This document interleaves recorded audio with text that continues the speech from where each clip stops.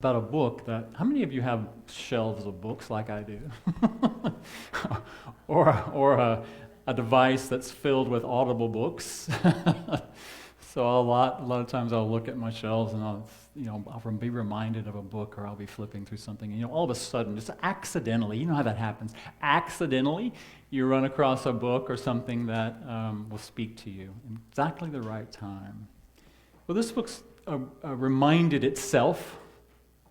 me of itself this week. It's called Buddha's Brain. Have you ever read Buddha's Brain? It's a fascinating book written by a psychologist and a neuroscientist. And they talk about, it's a great book because it's a little bit over my head, I'll be honest with you. It's a little over my head. But it talks a lot about neuroscience and how the brain is affected by our spiritual practices, by prayer and meditation and the spiritual practices that we teach, how the brain is affected by all of that. And it's a fascinating book, actually. And I have some really good news and some not so good news for you today. The not so good news is that research has shown that the brain records, recalls, and responds to negative experiences preferentially to positive experiences. That's how the brain works. Now, there is good reason for that. It's not your fault. Because it's part of the evolutionary process. It was important. It's been important for us as humans have evolved to record those negative experiences to protect ourselves for survival. It's part of that fight, flight, freeze response that's programmed into our reptilian brain.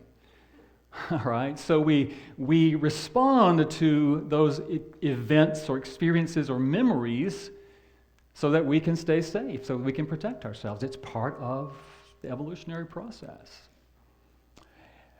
The good news is that, contrary to some evidence out there, our brains are continuing to evolve, right? Our brains are continuing to evolve. They continue to change all the way through our lives. And the better news is that we can affect how our brains evolve, consciously choose to affect how our brains evolve. Why is that important? Because our brains and mind, it's almost, you can't really separate the two, the brain and the mind, because the mind affects the brain affects the mind affects the body, the brain affects the body. And so when the brain, again, I don't understand how it all works. I don't even understand the terminology. But the whole idea, the brain is what really controls the systems in the body. The synapses that fire, and it triggers all of the activity of the glands in the body to release certain hormones and all of those kinds of things. And so when we can affect the brain, and affect how the brain works and responds to the body affects the mind affects the body. We know this, don't we? It's not really news to us, especially those of us who have been in unity a long time, because that's what we teach, right? It's what we teach.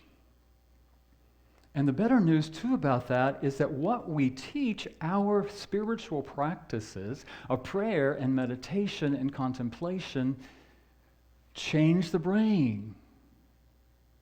It changes how the brain functions. And so it's not just so that we can bliss out and feel better and be connected, but what we know about that is that it affects how the body functions. And this is something that we've been teaching in New Thought for over 100 years now. Now, what I'm going to say about that is that New Thought is not new. You know that. New Thought is not new. It was a movement that began here in the United States in the late 1800s. I like to say that a New Thought movement is telling us that we can always choose a new thought. We can always make a different choice about what we're thinking and what we're feeling and what we're doing. And so, as I thought about that this week, I thought about, in the spirit of thanksgiving and gratitude, how grateful I am to have been introduced to the New Thought movement when I was back in the mid-1990s. I was just a child, by the way, but back in the mid-1990s, I discovered unity and religious science. Or it discovered me. I'm not ever sure which is true. But, and then as I've learned more about that, it was amazing, really, to learn that the people who were the pioneers of the New Thought movement in the United States were really on the leading edge. They didn't understand, they didn't have, obviously, the neuroscience to truly understand or measure what they knew or what they experienced, but they knew it. They knew that our thinking changes things within us. They knew that prayer works. They maybe didn't know the neuroscience of why it works, that meditation works, but they knew that it works. And they taught that. And so as I think back about that, I'm really grateful for those people who were pioneers in that. Phineas Quimby and Franz Mesmer and Mary Baker Eddy, who was the founder of Christian Science. She decided that if this is true, and she experienced her own healing, but she decided if this is true, if this really is true, then Jesus must have known this too, right? Jesus must have known this stuff as well, and so that's how he helped to facilitate healing for people. Jesus never ever said, I healed people, did he? He never said, I healed you. What did he say when somebody experienced healing in his presence? It is your faith that made you whole. It's your faith. It is your choice to change your mind. Your choice to believe that you're whole. Your choice to believe. Your choice to change your energy of your thinking, of your feeling. When we talk about the mind, it's more than just thought. The mind is the energy, the vibration of thought and feeling and body. It's the vibration of your memories. It's the vibration of your experiences. It's energy. And so when we teach about clearing that energy field, clearing your mind of negative energy, I don't even like the idea of negative and positive. I don't like that connotation. But the heavier vibration, the fear and the worry and the doubt that sometimes fills our minds, just imagine that there are little vibrations that are in there. And it comes into your feeling nature, and it comes into your body, and all of it affects the whole. And so when we teach about clearing the mind, changing the mind, we've all heard change your mind or change your thinking, change your life. Haven't we all heard that? Change your thinking, change your life. Well, it's more than thinking. The mind is more than thinking. I would say change your frequency, right? Change your energy. Shift your energy of mind and feeling, and then you shift the energy of your body. And as you shift all of that, the choices that you make in your life change. When you change your perspective, things begin to change in the outer. Or at least your experience of them definitely begins to change. So what we teach is so powerful in that. And I believe, as I was saying, that Jesus, if we understand his teaching and go deeper with that teaching rather than just stay on the surface, we can see that. He knew this. And as Mary Baker Eddy, the founder of Christian Science, blended all of that together. Can you imagine being a woman in the late 1800s and basically starting a new spiritual movement? She was a powerful being. As I thought about this week, I thought, it's interesting how many women have been influential in this New Thought movement. Mary Baker Eddy and Emma Curtis Hopkins, who was a student, who started her own school of metaphysics. She was the teacher of Charles and Fertile Fillmore, the co-founders of Unity. She was the teacher of Ernest Holmes, the co-founder of religious science. And she was the teacher of Nona Brooks and Melinda Kramer, who were the founders of divine science. So look at all the women who were involved in this New Thought movement at the very beginning. And this was early. Maybe it took the courage of that divine feminine energy to step out there and do it.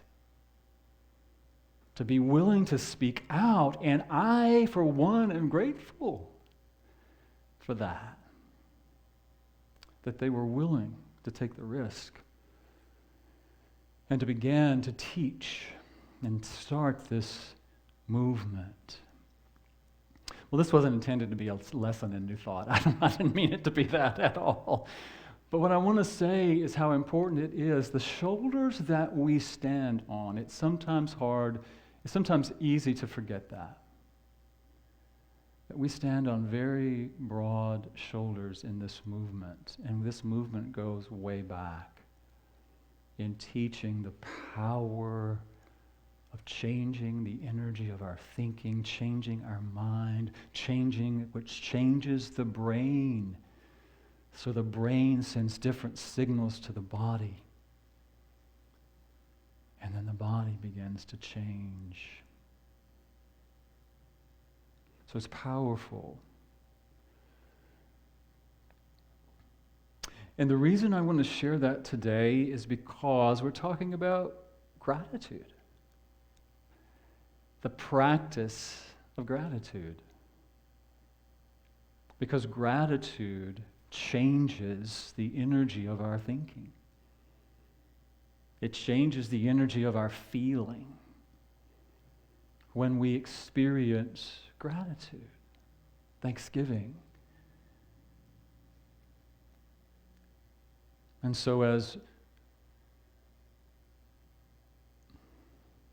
forgotten who said it this morning, but I think maybe it was Sandra during our prayer time this morning said, this is a week of thanksgiving, a week of gratitude. But wouldn't every day be a day of gratitude? Couldn't every day be a day of gratitude? Because I think sometimes, well, I'm going to speak for myself, sometimes I focus on the glass half empty. I think, as I was talking about earlier, the brain focuses on the lack or the negativity or the things that stimulate some fear or pain or whatever, preferentially to the good. But we can change that. We can change our focus. We can actually look for things to be grateful for. We can set our minds to focus on that. Imagine if you had this searchlight at the top of your head, like in your third eye area. You have this searchlight up here. And you program this searchlight to look for things that you're grateful for. It's like a bloodhound sniffing out. Can you imagine that? I live my life in this space of I'm searching out things to be grateful for. I'm looking for things to be grateful for. So look for things that stimulate this feeling of gratitude.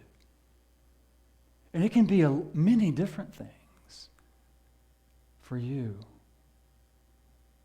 I mean, I woke up this morning and the sun was out, and I felt a lot of gratitude just for that after the last few days of cloudiness. So it doesn't have to be a lot, but just something that stimulates that feeling of gratitude.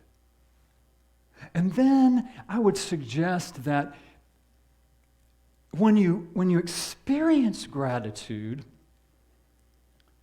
sometimes it's easy for us to have this experience. Oh, I'm so grateful for the sun being out this morning. Oh, let me go get my coffee. Let me go have my coffee.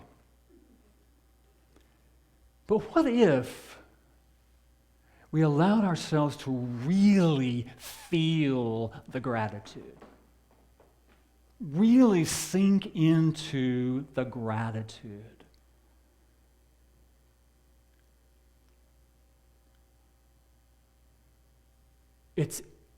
I think, again, it goes back to how our brains work and how the brains begin to evolve. That it's, as I said, did I say this? I think I said it. That the brains are like Velcro to negative and Teflon to positive. I didn't say that. But they're like Velcro to the negative and Teflon to the positive. That's what they say in this book. So it's kind of like I have this feeling of gratitude and it just kind of slides off. You know? But I have this, but if somebody cuts me off in traffic and I get peed off of that, how long am I going to hang on to that? How long am I going to hold on to that like a Velcro sticking to my brain? How many people am I going to tell about this jerk that cut me off in traffic? How long am I going to let that feeling hang on? Anybody ever experienced that? You don't have to raise your hand. I'm sure I'm the only one. But see, the gratitude piece, it's like, again, can we change that? Can we, instead of saying, how bad can it get, can we say, how good can it get? You know, when we experience something and we like, oh, it's always something, it's always something, it's always something, how bad can it get? Well, if you ask the question, you're probably going to get the answer. I've found. So what if we ask, how good can it get? How good can this experience be? And truly engage our power of imagination to expand the experience and imagine, how good can it be? How much can I take in? How much gratitude can I possibly experience right now in this moment? And if you're like me, sometimes you have a hard head, so it's sometimes good to okay, pat your head a little bit. I'm having a gratitude moment here. I want to take it in. I have a gratitude moment right now. Let's take it in. Rather than just letting it go by. And feel it. You know, when you feel that gratitude or any powerful feeling, don't you feel it in your body? You feel it somewhere in your body. You might feel a tingle, you might feel something that goes on in your body when you feel a powerful emotion. So don't just let that go. Ground it, feel it, be in the feeling of it. And the next time you feel gratitude or have a gratitude experience, it's even more powerful because you've already begun to change your brain. You've already begun to change your body, your mind. It's begun to change. And it is that incremental change with each experience, with each experience, with each experience. I love Brother David Steindl-Rast's take on this idea of gratitude. He says it has two branches, like a tree with two branches. One is gratefulness. I love how he talks about gratefulness. The fullness of the experience. The fullness of the awareness of how God is showing up for you right now. How powerful the universe is showing you this wonderful experience. How powerful this person is in your life who's there to bring you this experience of gratitude. And how that energy is alive in you. And feeling full of that. The great fullness of that. And then the other piece of that is thanksgiving. Expressing it. Expressing your great fullness. You know, I've heard that said that if thank you is the only prayer I ever prayed, it would be enough. And I think there's some validity to that. But what I want to share with you and what I want to encourage you to think about and to practice is more of, how would I say this? So imagine, okay, it's kind of like gratitude is breathing it in. You're feeling it, gratefulness. I'm breathing it all in. I'm having the experience of it. I'm changing my energy of my thought. I'm changing the energy of my emotion. I feel it in my body. I'm having this experience. So it's not like, I'm just breathing it all in. I'm having this experience. But what about breathing it out? What about breathing it out so that you're sharing it with the world, so that you're giving it back, so your energy is affecting other people? I love nonviolent communication's take on this whole idea of that. It's like, I am grateful and I'm thankful. And it's not just I say thank you to you, but how did what you do affect me? How did what you do enrich my life? How did my experience change because of this experience? What need did it meet? What value was alive in me that was inspired and ignited by that experience?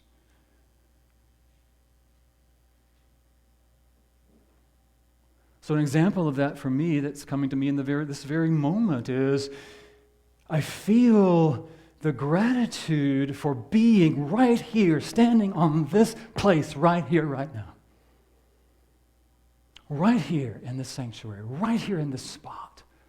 I can feel the gratitude in me. I can feel it in my body. I can feel my heart opening. I can feel the gratitude of you being in this space. I can feel the gratitude of you inviting me to be in this spot right here, right now. I can feel the gratitude of that. And I can take that in, and I can feel it, and I can ground it. As I'm full of the great gratitude. And I would say to you, thank you. Because they're giving me the opportunity to be here, to be your spiritual leader, your minister, whatever it is, whatever idea we have of that you have given me the opportunity to connect with my soul, with my heart, with my expression of the divine as I get to be up here and I get to share with you and I get to experience this connection. This beautiful connection with Spirit and this beautiful connection with you and with you and with you and with all of you. And I hope with the bottom of my heart that what I bring to you contributes to you in some way, because one of the greatest needs and values I hold is contribution. I want to be contributing to people in a meaningful way, and so I hope at the depth of my being that what I bring to you is contributing to you. And so you allow me to meet these deeply held values of connection and contribution and community. And so I say, thank you for giving me that, for sharing that with me. Because your actions made an amazing difference in my life.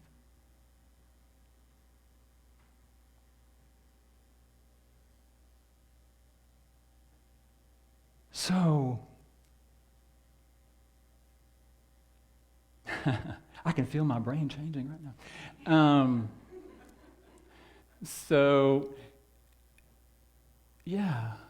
Gratitude. Gratefulness, thanksgiving, it changes us. It truly is this alchemical process.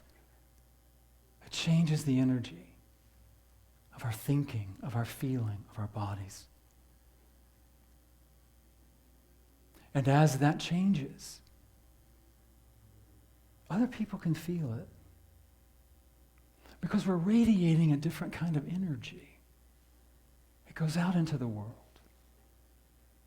And we can direct that out into the world by speaking it, by sharing it, by giving thanks in a very meaningful and powerful way. So I encourage you to practice more of that this week. And not just this week, but every day. Look for things to be grateful for. Allow yourself to really feel the gratitude in your body and your mind and your heart. Fill yourself up with this energy of gratitude and then let it out. Let it flow. So, thank you.